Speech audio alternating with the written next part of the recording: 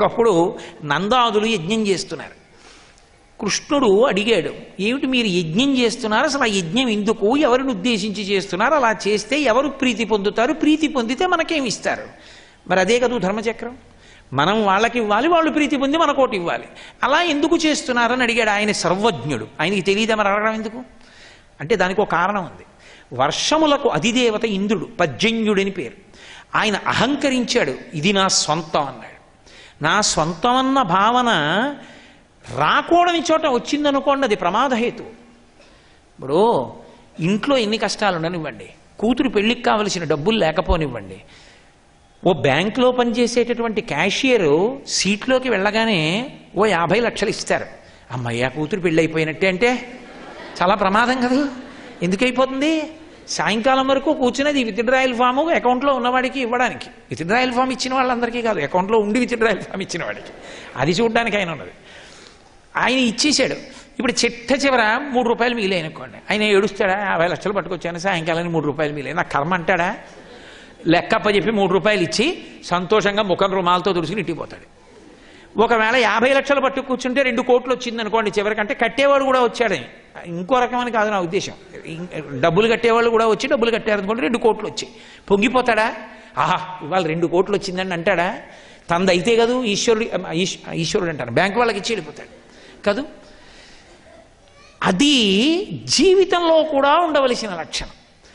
ఈశ్వరుడు మనకిస్తాడు, ఆయన ఇచ్చాడు, ప్రసాదంగా అనుభవించాడు, మళ్ళీ ఈశ్వరుడికి ఇవ్వవలసింది ఇవ్వడం. ఈశ్వరుడి కంటే దేవతల కన్నా పైన ఈశ్వరుడు ఉంటాడు, ధర్మచక్రాన్ని తిప్పుతూ ఉంటాడు. ఇప్పుడు దేవతలు సంతోషించి మళ్ళీ కురిపిస్తుంటారు వర్షాన్ని. కాబట్టి మనం ఎందుకు ఈ యాగం చేయాలి, వాళ్ళు ఏమిస్తారని అడిగితే ఆయన ఎందుకు అడిగాడంటే ఇంద్రుడికి అధికారం ఇచ్చాడు, బ్యాంకులో క్యాషియర్కి ఇచ్చినట్టు. ఇప్పుడు ఆయనదా వర్షం కురిపించే అధికారం, ఈశ్వరుడు ఇస్తే వచ్చింది అధికారం, ఈశ్వరానుగ్రహం. అది మరిచిపోయాడు. నేనే వర్షం కురిపించేవాడిని అంటున్నాడు. అనుకున్నాడు కృష్ణుడు, బాలకృష్ణుడిగా ఉంటాడు కానీ ఆయనకు అన్నీ తెలుసు, సర్వజ్ఞుడు. దిద్దాలి అన్ని చోట్ల, అన్నింటికి ఏదో మొదలంటా తీసేయకూడదు, దోషం దిద్దితే చాలు. అంతేకాని యుక్తాయుక్త విచక్షణ లేకుండా అసలు మొదలంటా నరికేయకూడదు, అది దోషం. కాబట్టి ఇప్పుడు ఆ దోషం దిద్దాలి ఇంద్రుడిది అనుకున్నాడు. అనుకుంటే ఈ నందాదులను అడిగాడు, ఎందుకు యజ్ఞం ఎవరికి చేస్తున్నారని. వాళ్ళన్నారు, మఖము చేయ వజ్రి మది సంతసించును, వజ్రి సంతసింప వానకురియు, వానకురిసి గసవు వసుమతిపై పెరగు, గసవు మేసి దేను గణము బ్రతుకు. ఏమీ లేదురా అబ్బాయి, మేము యజ్ఞం చేస్తాం, యజ్ఞంలో హవిస్సిస్తాం, హవిస్సు ఇంద్రాయ స్వాహ అనిస్తాం. ఈ హవిస్సు ఇంద్రుడు తింటాడు, ఇంద్రుడు ప్రీతి పొందుతాడు, వర్షం కురిపిస్తాడు. ఈ వర్షానికి భూమి మీద గడ్డి పెరుగుతుంది, ఈ గడ్డి ఆవులు తింటాయి, ఆవులు తింటే పాలిస్తాయి, పాలిస్తే వెన్న వస్తుంది, వెన్న వస్తే నెయ్యి వస్తుంది, నెయ్యి వస్తే ఐశ్వర్యం వస్తుంది. కాబట్టి వాన ప్రధానం. అందుకని వాన ఇచ్చే ఇంద్రుడికి యజ్ఞం, ఇంద్రుడు మనకి వర్షం కురిపిస్తాడు. ఇది మన ధర్మచక్రం, ఇది మన ఐశ్వర్య కారకం, అందుకు చేస్తున్నాం అన్నాడు. ఆయన ఏదో వ్యతిరేకించడం ఆయన ఉద్దేశ్యం కాదు, యజ్ఞయాగములు చెయ్యొద్దనడం ఆయన ఉద్దేశ్యం కాదు, ఇంద్రుడికి బుద్ధి చెప్పాలి. అందుకని ఆయన అన్నాడు, నేను సంక్షిప్తంగా చెప్పాలి అంటే మనం చేసేటటువంటి కర్మకి ప్రత్యక్షంగా మనకు ఉపయోగపడుతున్నటువంటి వాళ్ళు 3. ఎవరు ఉపయోగపడుతున్నారు? ఒకటి పశువులు. ఈ పశువులన్నీ కూడా ఏ ప్రమాదములు లేకుండా, ఉత్పాతములు లేకుండా మనం ఇలా ప్రశాంతంగా బతుకుతున్నామంటే బ్రాహ్మణుల యొక్క ఆశీర్వచనములు. అందుకని బ్రాహ్మణుణ్ణి పోషించాలి.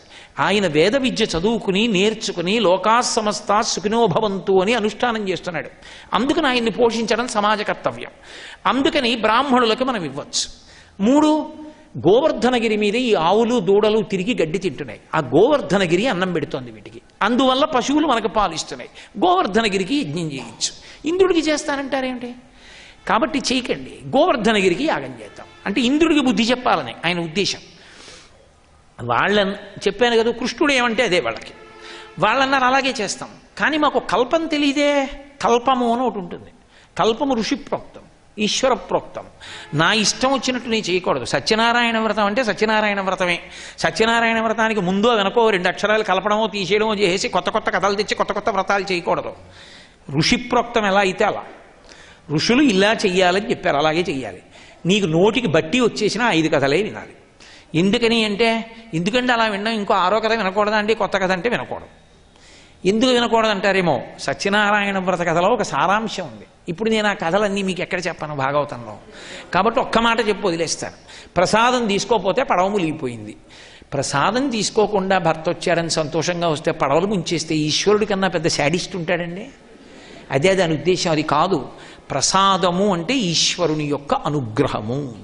ప్రసాదమును తిరస్కరించరు. ఎందుకంటే అది నోట్లో వేసుకుంటే అదే బుద్ధిగా మారి సమస్యలకి ప్రచోదనాన్ని చెప్తుంది. ఈశ్వరుడు శంఖచక్రాలతో వచ్చి మీ అమ్మాయికి కావలసిన అల్లుడు మీ పక్కింట్లోనే ఉన్నాడని గుర్తు రాలేదని చెప్పడం, అది తిన్నాక బుద్ధిలో ప్రచోదనం అవుతుంది. మన పక్కింట్లో పిల్లాడు ఉన్నాడు కదా, ఎందుకని ఊళ్ళకుత్రాలు రాస్తున్నాం మనమని.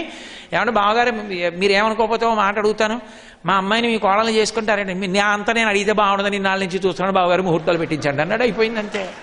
ప్రసాదానికి ఆ లక్షణం ఉంటుంది. అది సమస్యల్ని విరుస్తుంది బుద్ధి ప్రచోదనం చేసి. అందుకని ప్రసాదం అనుగ్రహము. అది తినకపోతే ఎలా లభిస్తుంది నీకు అదృష్టం? అది చెప్పడం కథ యొక్క సారాంశం. అందుకని ఎన్నాళ్ళు విన్నా అది వినాలి, ప్రసాదం యొక్క వైభవం తెలుసుకోవడానికి. మిగిలిన 5 కథలు కూడా అంతే. ఇప్పుడు నేను అవన్నీ చెప్పక్కర్లేదు, మీరు ప్రాజ్ఞులు, మీకు అన్నీ తెలుసు. నేనేదో సంతోషానికి చెప్పడం అంతే. కాబట్టి మఖము చేయ వజ్రిమది సంతసించును, వజ్రి సంతసింప వానకురియు, వానకురిచి గసవు వసుమతిపై పెరగు, వసు గసము మేసి ధేను గణము బ్రతుకు. ఇంద్రుడికి చేస్తామంటే కాదు, గోవర్ధనగిరికి చేయమంటే. కల్పం ఏమిటో మాకేం తెలుసు? గోవర్ధనగిరికి యజ్ఞం ఎలా చేయాలి చెప్పు అన్నారు. అంటే కృష్ణుడు అన్నాడు, ఏముంది, పశులకు కొండకు బ్రాహ్మణోత్తములకు మఖము చేయించుట మంచి బుద్ధి. ఇంద్రయాగంబునకేమేమి తెప్పింతు రవియల్ల తెప్పింపుడరసి మీరు పాయసము అపూపంబులు సైదపు పిండి వంటలు పప్పు వలయు ఫల బహురసాన్నములు వండింపుడు హోమంబు చేయుడు ధేను దక్షిణలనిచ్చి మధుర రసాన్నములు పెట్టింపుడు బ్రాహ్మణులకు అచలురై పూజ చేయుడు అచలమునకు అధమ చండాల సునక సంతతికి సగిన భక్ష్యముల నిండు పశువులకు గసవులిండు అన్నాడు. ఏముందయా, ఇంద్రయాగానికి ఏం చేస్తున్నారో అదే చేయండి. అప్పాలు వండించండి, పాయసం వండించండి, అన్నం వండించండి, రకరకాల కూరలు వండించండి, నెయ్యి సిద్ధం చేయండి, బ్రాహ్మణుల్ని పిలవండి, వాళ్ళ ఆశీర్వచనం పొందండి, చక్కగా వాళ్ళకి ధేనువుల్ని దక్షిణల్ని ఇవ్వండి, బహురసాన్నములు వాళ్ళకి పెట్టండి, ఆవులకి కావలసినంత మంచి పచ్చిగడ్డి తీసుకొచ్చి పెట్టండి, కుక్కల్ని కూడా పిలిచి వాటికి కూడా కావలసినటువంటి మధుర పదార్థాలు పెట్టండి. ఆఖరికి వచ్చి అడగనటువంటి వాడు దీనుడై ఎక్కడో పడున్నవాడికి కూడా పట్టుకెళ్ళి అన్నం పెట్టండి, పెట్టి అందరినీ శాంతింప చెయ్యండి. ఆఖరణ ప్రదక్షిణం చేద్దాం. ఎవరికి? గోవర్ధనగిరికే చేద్దాం. వినుడీ శైలము కామరూపి మనలన్ మన్నించు కలులన్ భంజించు ఆజ్యాన్నముల్ మనమిప్పించిన ఆహరించు చిత్తంబులో అనుకంపాతిశయంబు చేచ మనపైనంచున్ సగోపాలుండై వనజక్షుండు నమస్కరించి గిరికిన్ మందారుడై. రండి మనం ఈ గోవర్ధనగిరికి ప్రదక్షిణం చేద్దాం అన్నాడు. ప్రదక్షిణము అనేటటువంటి మాట చాలా చాలా గొప్పది. ఏది పవిత్రమైన వస్తువో దానికి అప్రదక్షిణంగా రాకూడదు, వచ్చి కూర్చోకూడదు. ఏదో మీరు ఉపన్యాసం చెప్పడానికి వస్తున్నారనుకోండి, నేను కూర్చునే కదా తటాలను వచ్చి ఇలా కూర్చోకూడదు, ఇలా తిరిగి వచ్చి కూర్చోవాలి, ప్రదక్షిణ పురస్సరంగా రావాలి. ఏది పవిత్రమో ఆ పవిత్రమైన వాటికి ప్రదక్షిణంగా వెళ్ళాలి. విరాట పర్వంలో ఆ అర్జునుడు ఉత్తరకుమారుణ్ణి పిలిచి చెప్తాడు, ఎవరితో యుద్ధం చేసేటప్పుడు నా రథాన్ని ఎలా నడిపినా పర్వాలేదు. ద్రోణాచార్యుల వారు ఉన్నారు, భీష్మాచార్యుల వారు ఉన్నారు. ద్రోణుడు నా గురువు. మా గురువు గారు ఉన్నప్పుడు ఆయన రథం ఎప్పుడూ నాకు ఎడంభుజం వైపు ఉండడానికి వీల్లేదు. ఎడమ భుజం వైపు ఉంది అంటే ఆయన కన్నా తక్కువని గుర్తు. ఆయన నాకు గురువు. నా రథం ఇప్పుడు ఆయనని నా కుడి పక్క ఉండేటట్టుగా పెట్టాలి. రథం వెళ్ళేటప్పుడు గురువుగారి రథానికి ప్రదక్షిణంగా వెళ్ళాలి తప్ప అప్రదక్షిణంగా వెళ్ళడానికి వీల్లేదు, జాగ్రత్త అని చెప్తాడు. ప్రదక్షిణం అంటే గుండ్రంగా తిరిగి వచ్చినా అవతలి వస్తువు నా కుడి భుజం వేపుకుంటే ప్రదక్షిణం అంటారు. నేను ఇలా వచ్చాననుకోండి, ఎడం భుజం అటుంది, మళ్ళీ ఇలా వెళ్ళాను అనుకోండి, కుడి భుజం ఇటు ఉంది. ఇలా వెళ్ళి ఇలా వస్తే కాసేపు ఎడం భుజం కాసేపు కుడి భుజం ఉంటాయి. నేను ప్రదక్షిణంగా తిరిగాను అనుకోండి, నా కుడి భుజం ఇటువైపు ఉంటుంది, చుట్టూ తిరిగినా కుడి భుజం వైపే ఉంటాయి. అంటే ఇది పరమ పవిత్రము అని గుర్తు. భాగవతం చెప్పడానికి కూర్చున్న ఆసనం ఏదో అది పరమ పవిత్రమైనటువంటిది. దాన్ని ఎలా పడితే అలా కూర్చోకూడదు, ప్రదక్షిణంగా వచ్చే కూర్చోవాలంతే. లేకపోతే వాడికి చెప్పే సంస్కారం లేనివాడిని గుర్తు వెంటనే. కాబట్టి ప్రదక్షిణం అంటే అది పరమ పవిత్రమైనది అని గుర్తు. అలా తిరిగినంత మాత్రం చేత అనుగ్రహిస్తాయి. అందుకే గిరి ప్రదక్షిణం, అరుణాచలంలో గిరికి ప్రదక్షిణం చేస్తారు. దేవాలయానికి వెడితే ప్రదక్షిణం చేస్తారు, తల్లిదండ్రులకి ప్రదక్షిణం చేస్తారు, గురువుగారికి ప్రదక్షిణం చేస్తారు. ప్రదక్షిణం చేసేటప్పుడు నియమం ఉంటుంది. ముక్కు చీత్తూ కానీ, ముక్కు వెంట నీరు కారుతూ కానీ, కన్నుల వెంట నీరు కారుతూ కానీ ప్రదక్షిణం చేయకూడదు. అలా చేస్తే ఎవరికి అలా చేశారో వాళ్ళు అదే ఆఖరిసారి బయటికి వెళ్ళడం, ఇక రారు. రామాయణం కిష్కింధకాండలలో వాలికి తార చేసింది అలా పొరపాటున ఏడుస్తూ, ఇక రాలేదు వాలి వెనక్కి. ప్రదక్షిణం చేసేటప్పుడు పరమభక్తితో మౌనంతో తిరగాలంతే, తప్పించి ఏడుస్తూ ముక్కు చీత్తూ ప్రదక్షిణాలు చేయకూడదు. కాబట్టి ఎవరు ప్రదక్షిణానికి యోగ్యులో కూడా శాస్త్రం చెప్పింది తప్ప అందరికీ ప్రదక్షిణం చేయకూడదు. కాబట్టి మనం గిరికి ప్రదక్షిణం చేద్దాం. బహుశः మొట్టమొదటి గిరి ప్రదక్షిణం చెప్పినవాడు భాగవతంలో కృష్ణ భగవానుడే అనుకుంటాను. కాబట్టి ఆయన అన్నాడు, వినుడీ శైలము కామరూపి. మీ అందరూ కొండనుకుంటున్నారు కాదు, దానికి అధిష్టానం ఉంది, అది కనపడుతుంది తింటూ. మనం తీసుకెళ్లి పాయసాలు, అన్నం, పప్పు, కూరలు, బూర్లు అన్నీ వేద్దాం, అది తింటూ మీకు కనపడుతుంది చూడండి. ఆజ్యాన్నములు మనం ఇప్పించిన ఆహరించు మనలను మన్నించు. మనం నేతన్నం పట్టుకెళ్ళి వేస్తే తింటుంది, మన పట్ల సంతోషిస్తుంది. కలులను వేధించు, దుష్టులైన వాళ్ళని బాధ పెడుతుంది. కాబట్టి చిత్తంబులో నడుకంపాతి చయంబు చేసి మనపై నంచున్ సగోపాలుండై వనజక్షుండు నమస్కరించి గిరికిన్ వందారు వందారుడై. రండి నమస్కరిద్దామని కృష్ణ భగవానుడు గోవర్ధనగిరికి తాను నమస్కరించాడు. యజ్ఞాచరతి శ్రేష్ఠ. ముందు తాను చెయ్యింది ఇతరులు ఎందుకు చేస్తారు? అందుకని తాను నమస్కరించాడు. అక్కడ గోవర్ధనగిరి రూపంలో అధిష్టానంగా తానే కనబడి నమస్కారం అందుకున్నాడు. ఆయనే అక్కడ గోవర్ధనగిరికి అధిష్టానంగా ఉండి పదార్థాలన్నీ తింటున్నాడు. ఇప్పుడు నడవలేని వాళ్ళందరూ బళ్ళెక్కారు. నందుడు మొదలైన పెద్దవాళ్ళు ఎడ్లు కట్టించుకుని బళ్ళెక్కారు. వెనకాతల ఆవులు, దూడలు అన్నీ కూడా రావాలి, రండి ప్రదక్షిణం చేద్దాం అన్నాడు. పాటించి గాన విద్యా పాటవమున తేరులెక్కి బహుతానములన్ పాటల గంధులు పాటలు పాడిరి విరోధి పాటనుడనుచును. గిరి ప్రదక్షిణం అంటే పరమ సంతోషంతో వెళ్ళాలి. అంటే గొప్పగా చెప్పానని మీరు అనుకోకండి. మేము వెడుతుంటాం అరుణాచలం గిరి ప్రదక్షిణానికి. 500 మందిని కలిసి కప్పులు, డోళ్ళు, భగవంతుడి యొక్క కీర్తనలు, నామాలు చెప్పుకుంటూ ఒక రాత్రంతా ప్రదక్షిణం చేస్తుంటాం. ఒక్కొక్కసారి అంతకన్నా ఎక్కువే చేస్తూ ఉంటాం.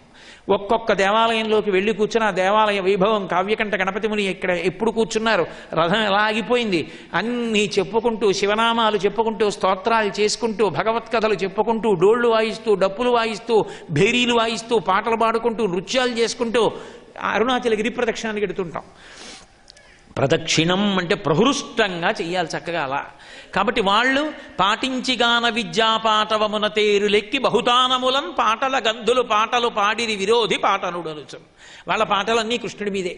అబ్బా ఎంత గొప్పవాడు మా కృష్ణుడు, అంతవాడు ఇంతవాడు అని కృష్ణుడి యొక్క లీలలన్నీ చెప్పుకుంటూ పాటలు పాడుకుంటూ ఆ గోపకాంతలందరూ బళ్లలో చక్కగా వాళ్ళు గిరి ప్రదక్షిణం చేస్తున్నారు. పెద్దవాళ్ళందరూ బళ్ళెక్కారు, పిల్లలందరూ కృష్ణుడితో తిరుగుతున్నారు. ఆవులు, దూడలు, పొగరెక్కిన మూపురములు తెగగలవా లంబులు శైల దేహంబులు భూ గగనములు నిండు రంకెలు మిగుల మెరసి ధేను గణము మెల్లన నడిచెన్నన్నారు పోతన గారు. ఆ ఎద్దులట ప్రదక్షిణం చేయడానికి నడుస్తుంటే వాటి మూపురాలు ఇలా ఇలా ఊగుతున్నాయిట. పొగరెక్కిన మూపురములు, పొగరెక్కిన అంటే బాగా పెద్దవిగా ఉన్నటువంటి మూపురాలని ఒంగోలు గిత్తలు అంటారు. మా దగ్గర కాకినాడలో గోశాలలో ఉంటుంది ఒకటి, అది నడుస్తుంటే ఇంత మూపురం ఊగుతూ ఉంటుంది ఇలాగా. అది మంచి జాతికి చెందినటువంటి వృషభం, శ్రీశైలంలో సుప్రభాతానికి ఎడుతూ ఉంటుంది అలా.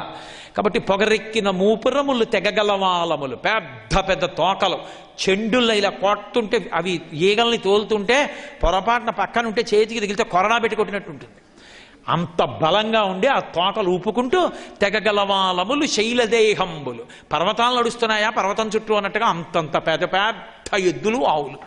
బక్క చిక్కిపోయి ఉరప్పంజరం బయటికి వచ్చి డొక్క లోపలికి పోయి ఆవు తిరుగుతుంటే ఆ వీధిలో వాళ్ళే అడవాలి కుసంస్కారానికి. ఆవు పుష్టిగా చక్కగా గుండ్రంగా ఉండాలి. కాబట్టి తెగగలవాలములు శైల దేహములు భూ గగనములు నిండు రంకెలు.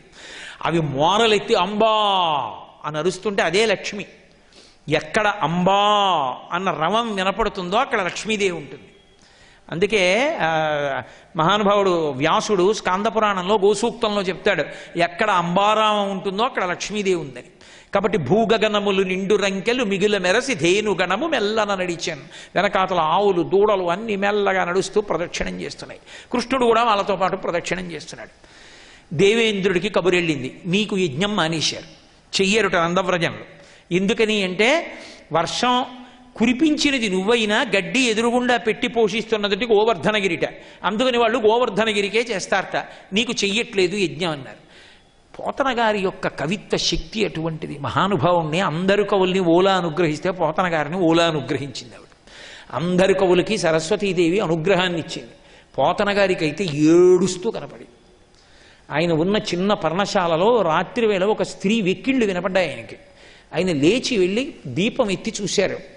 తెల్లటి బట్ట కట్టుకుని సరస్వతీదేవి అంతకు ముందే చాలాసేపటి నుంచి ఏడుస్తూ ఉండడంలో కాటుక కరిగిపోయి తెల్లటి బట్ట మీద నల్లటి ధారలు పడిపోయి ఉన్నాయి.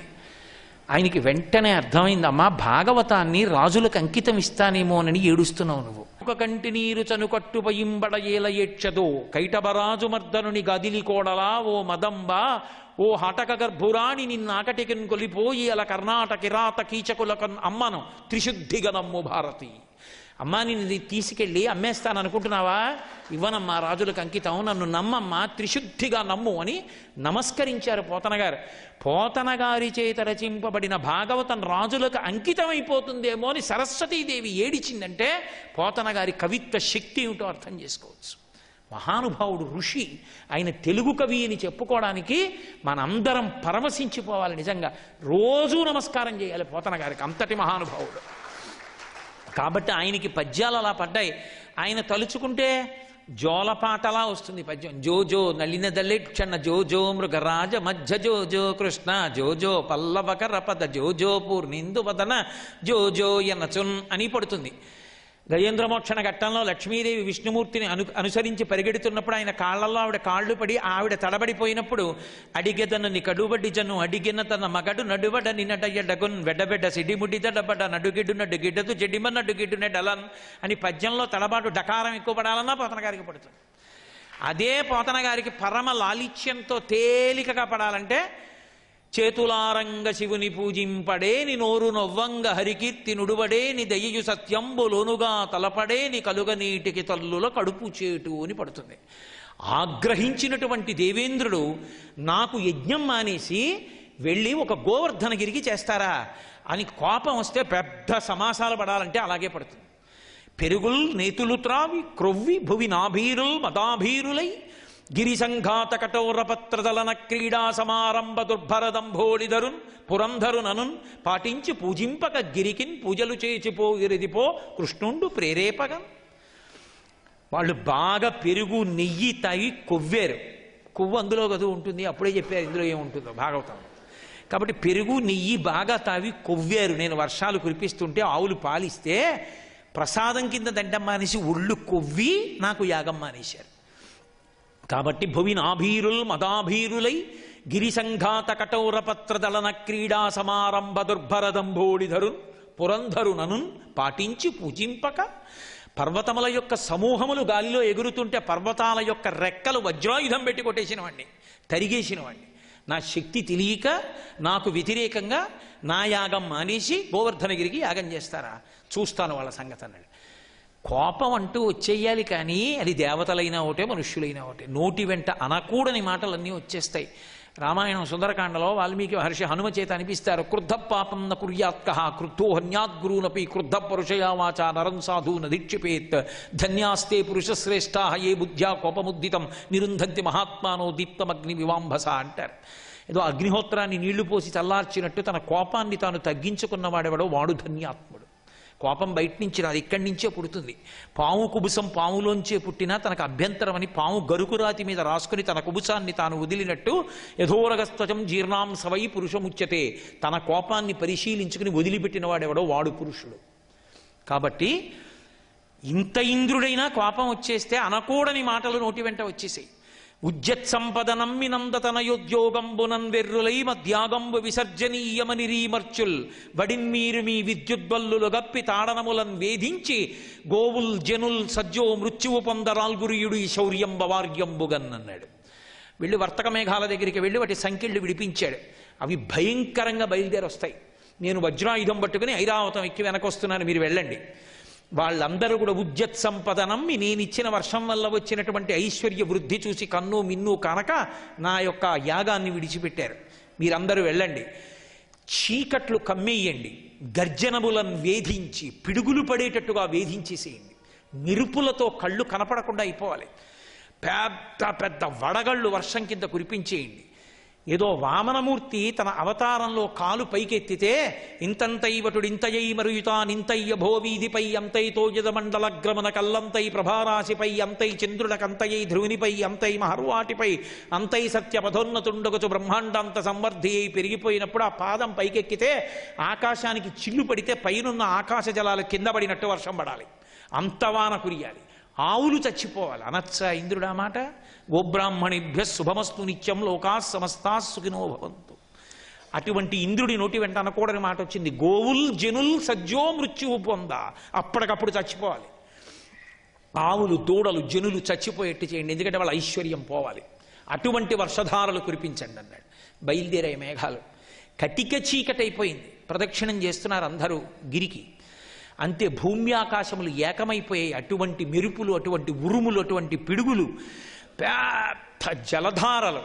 వాళ్ళు చూసి, కృష్ణ ఇన్నాళ్ళు ఇంద్రుడికి యాగం చేశాం, సంతోషంగా ఉండేది, నువ్వేమో కొత్తగా వచ్చి కొత్త పద్ధతులు పెట్టావు, ఇప్పుడు చూసావా ఎంత ఉపద్రవం వచ్చిందో అనరు.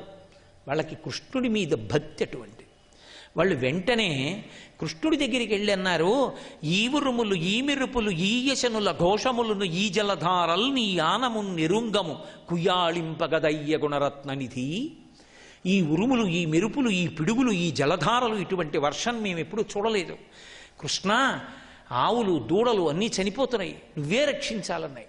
పాపం ఏమి వర్ణించారండి పోతన గారు. ఎన్ని ఆవులు చూశారో, ఎన్ని ఎద్దులు చూశారో మహానుభావుడు. ఆ ఎద్దులు మోరలెత్తి మూతులు అడ్డంగా, వర్షం పడుతున్నప్పుడు చూడాలి ఆవుల్ని, మూతులు అడ్డం పెట్టి తిప్పుతాయి. ఆ వర్షం తట్టుకో, ఎండ అయితే తిరుగుతాయి. గేదెలు వర్షం అయితే తిరుగుతాయి, ఎండ అయితే తట్టుకో. కాబట్టి వెళ్ళి చెట్ల కింద నించుంటాయి పాపం ఇలా తడిసిపోయి. ఆ ఆవులు భరించలేక తలలు పైకెత్తి ఇలా మోరలు చాపితే ఆ మెరుపులు కళ్ళల్లో పడితే అవి తట్టుకోలేక పెద్ద పెద్ద అరుపులు అరిచి కింద పడిపోతున్నాయి. ఆ పిడుగుల ధ్వనులకు పెద్ద పెద్ద ఎద్దులు కూడా నెత్తురు వదిలి కింద పడిపోతున్నాయి. చూశాడు కృష్ణుడు. తనని అడిగినదే క్షణం, ఆవుల్ని దూడల్ని అన్నింటినీ గోవర్ధనగిరి దగ్గరికి చేర్చండి అన్నాడు. ఎవ్వరూ అటు ఇటు చెదిరిపోవద్దు, అందరూ ఇక్కడికి రండి అన్నాడు. అంతే.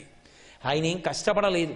హేళగా బాలుండాడుచునాతపత్రమని సంభావించి పూగుత్తి కెంగేలం దల్చిన లీలలీనగవుతో కృష్ణుండు తానం మహాశైలమ్మన్ వలకేల దల్చి విపుల ఛత్రమ్ముగా పట్టే తద్భీలభ్రచ్యుత దుశ్శిలాచకిత గోపీ గోపగోపంక్తికి.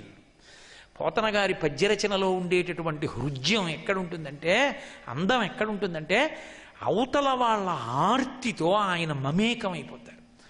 గజేంద్రమోక్షణం చెప్తున్నారు అనుకోండి, ఆయన గంట నడుస్తూ ఉంటుంది కానీ ఆ ఏనుగు యొక్క కాలు మొసలి యొక్క నోట్లో నలిగిపోతున్నదా ఆయనకి కనపడుతూనే ఉంటుంది. ఎప్పుడొచ్చేస్తాడా ఎప్పుడొచ్చేస్తాడా విష్ణు, ఆ కాలు ఎప్పుడు విడిపోతుందా అని ఆర్తి. ఆయన పద్యం అలా పడుతుంది. అందుకే నక్రము విక్రమించకరి పాదక్రంత సంవక్రమై అంటారు. క ఈ ఒక్కక్షరమే తెలుగులో ఏనుక్కాల్లో ఉంటుంది బొద్దుగా. క ఏనుక్కాలు, రావత్తు మొసలు నోరు పట్టుకున్నట్టుంటుంది ఇలా కాల్ని.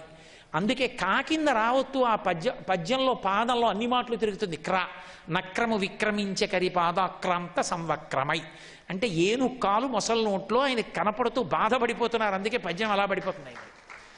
పోతన గారి కవిత్వం అంటే పోతన గారి కవిత్వమే మహానుభావుడిది. అందుకే వాళ్ళు ఆర్తితో ఉన్నారు. దానికి 10 పద్యాలు రాయరాయన వర్ణిస్తూ ఏం చేశాడు కృష్ణ భగవానుడు. బాలుండాడుచునాతపత్రమని సంభావించి పూగుత్తి కెంగేలందాల్చిన లీలలేనగవుతో కృష్ణుండు తానం మహాశైలమ్మున్ వలకేల దాల్చి విపుల ఛత్రమ్ముగా పట్టె తద్భీలభ్రచ్యుత దుశ్శిలాచకిత గోపీ గోపగోపంక్తికిన్. ఎవరెవరో మర్చిపోరు మళ్ళీ. గోపికలు, గోపాలబాలురు, ఆవులు, దూడలు, ఎద్దులు ఇన్నిటినీ రక్షించడానికి అక్కడే ఉన్నటువంటి గోవర్ధన పర్వతం కింద కుడి చెయ్యి పెట్టి పైకి ఎత్తేశాడంతే. హేళగా ఎత్తి చిటికిన వేలు మీద పట్టుకున్నాడు. గోవర్ధనోద్ధరణం అంటారు. సర్వం శ్రీ ఉమామహేశ్వర పరబ్రహ్మార్పణమస్తు. స్వస్తి.